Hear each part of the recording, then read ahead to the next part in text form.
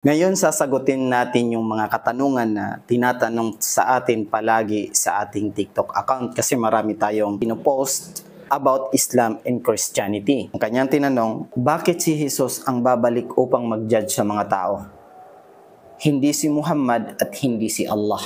Babalik si Kristo sa mundo dahil tatapusin niya ang kanyang pagiging propeta. Dahil hindi niya tinapos ito dahil kinuha siya ng Diyos, ipinataas siya ng Diyos sa langit. Hindi siya naparito dahil siya ay magja-judge sa mga tao, kundi siya ay babalik muli dahil tatapusin niya ang kanyang pagiging propeta. Pangalawa, hindi rin si Prophet Muhammad sallallahu alaihi wasallam ang magja-judge sa mga tao. Si Propeta Muhammad sallallahu alaihi wasallam ay katulad din ni Kristo, isang propeta at isang tao. Iisa lamang po ang magja-judge sa mga tao.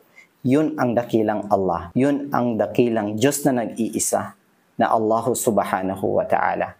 Kasi wala pong tao ang magja-judge sa kapwa-tao, kundi ang magja-judge or ang maghuhukom lamang ang Diyos, na siyang karapat-dapat na maghukom sa mga tao dahil siya ang nakakaalam kung sino ang makakapasok sa paraiso at kung sino ang makakapasok sa impyerno.